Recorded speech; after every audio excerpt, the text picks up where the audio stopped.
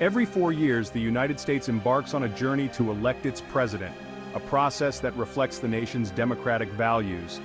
But how does this intricate system work? In this video, we'll break down the U.S. presidential election process, from primaries and caucuses to the Electoral College and Inauguration Day. By the end, you'll have a clear understanding of how the leader of one of the most powerful nations on earth is chosen. The journey to the presidency begins long before Election Day. Aspiring candidates typically announce their intent to run about 2 years before the election. This period is marked by intense campaigning where candidates travel across the country to garner support, outline their policy platforms, and participate in debates. Fundraising is a crucial aspect of any presidential campaign. Candidates must raise millions of dollars to cover the costs of advertising, travel, staff salaries, and more. This money often comes from a mix of individual donations, political action committees, or PACs and super PACs. The ability to raise significant funds can greatly influence a candidate's chances of success. With campaigns well underway and fundraising in full swing, candidates enter the next crucial phase of the election process: primaries and caucuses. These state-level contests determine which candidate will receive their party's nomination. In a primary, voters cast secret ballots for their preferred candidate.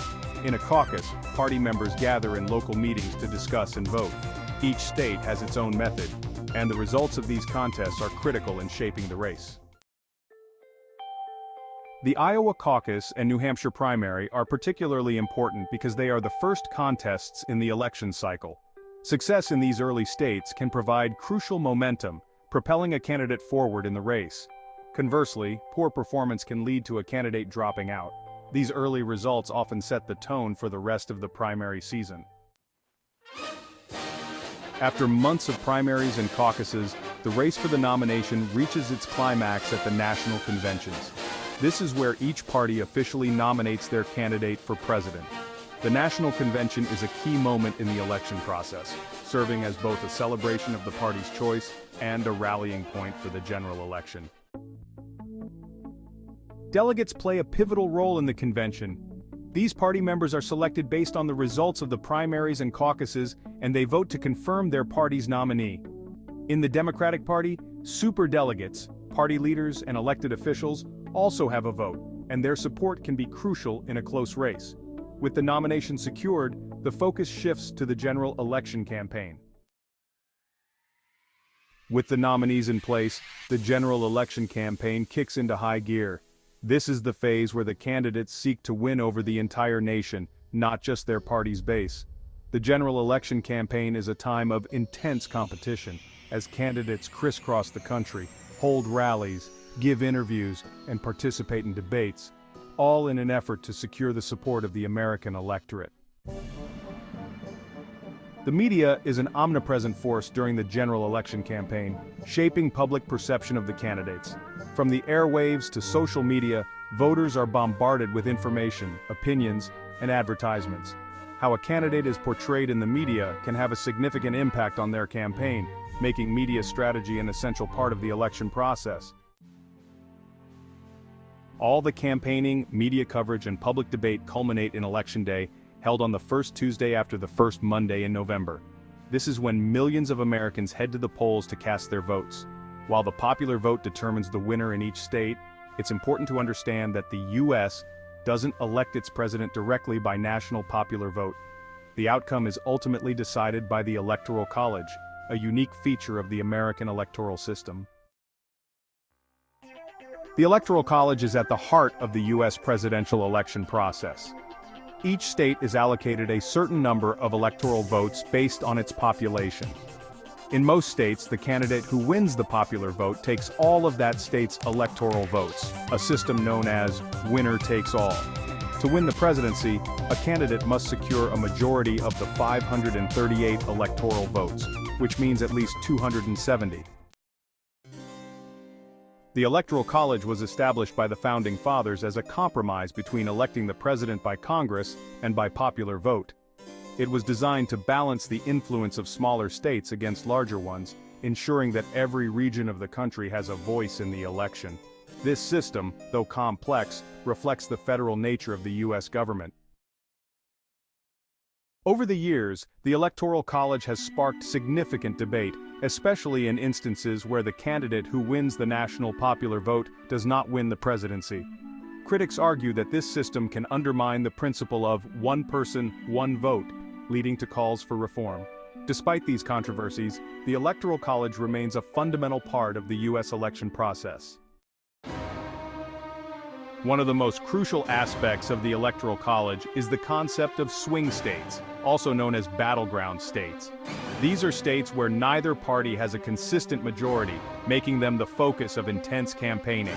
Winning swing states is often the key to securing enough electoral votes to win the presidency. As a result, candidates tailor their messages and strategies specifically to appeal to the voters in these pivotal states. Swing states are often microcosms of the nation, with a diverse mix of voter demographics. Factors such as age, race, gender, and education level all play significant roles in how these states vote. Understanding and appealing to these various groups is essential for any candidate hoping to win the presidency. In a close race, even small shifts in voter preferences in these states can determine the outcome of the election. Presidential debates are a critical component of the general election campaign. They provide voters with the opportunity to see the candidates side by side, addressing key issues and challenging each other's policies. Debates can be pivotal moments in the campaign, as they offer insights into the candidate's knowledge, temperament, and ability to handle pressure. For many voters, debates are the moment when they finally decide which candidate to support. A strong debate performance can generate momentum for a campaign, while a poor performance can raise doubts. Candidates must be prepared to defend their records, explain their policies clearly, and counter their opponents' arguments effectively. The influence of debates on voter perception underscores the importance of preparation and media strategy. After months of campaigning, debates, and analysis, Election Day finally arrives. This is the day when millions of Americans head to the polls to cast their votes for president. The level of voter turnout is a critical factor in determining the outcome of the election. Historically, higher voter turnout tends to benefit certain candidates, making the efforts to get out the vote crucial for both campaigns. In recent years, early voting and absentee ballots have become increasingly significant in U.S. elections. These options allow voters who may not be able to vote on Election Day to participate in the election process. Campaigns invest heavily in encouraging their supporters to vote early, as it helps secure votes and reduces the unpredictability of Election Day turnout. Ensuring election integrity is a cornerstone of democracy. To make sure the election is free and fair, poll watchers, election officials, and various oversight mechanisms are in place across the country. These efforts help safeguard against fraud and ensure that every eligible vote is counted accurately. In an era of heightened concern over election security, these measures are more important than ever. Once the votes are cast and counted, the focus shifts to the Electoral College. As we discussed earlier, the Electoral College ultimately decides the outcome of the presidential election. Each state has a certain number of electoral votes based on its population, and the candidate who wins the majority of electoral votes, at least 270 out of 538, becomes the president-elect. In rare cases, if no candidate reaches the 270 electoral vote threshold, the election is decided by the House of Representatives in what is known as a contingent election. Each state delegation in the House gets one vote, and the candidate who wins a majority of the states becomes president. While this scenario is uncommon, it remains a possibility in a closely contested election. Once the election is decided, the nation enters the transition phase. This is the period between Election Day and Inauguration Day, during which the president-elect prepares to take office. The transition involves selecting cabinet members, setting policy priorities, and working with the outgoing administration to ensure a smooth transfer of power. The peaceful transition of power is a hallmark of American democracy, symbolizing the continuity and stability of the nation. Inauguration Day, held on January 20th, marks the official start of the new president's term.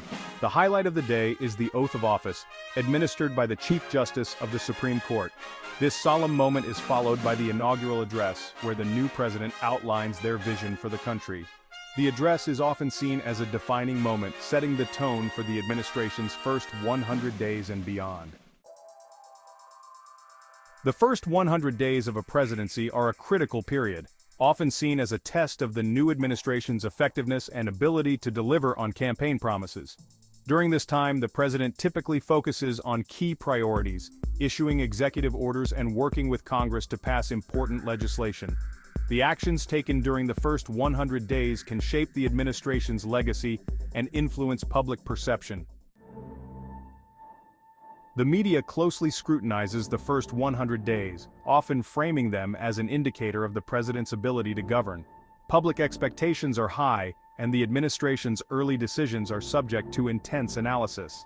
How the president navigates this period can set the tone for the remainder of their term, influencing both their political capital and their chances of re-election. The U.S. presidential election process is a complex and multifaceted journey, but at its core, it is a celebration of democracy. From the primaries to the general election, from the Electoral College to the peaceful transition of power, every step reflects the values and principles that define the United States. By understanding how this process works, we can better appreciate the significance of our role as voters and the impact of our choices on the future of the nation. Thank you for joining us on this comprehensive exploration of the U.S. presidential election process.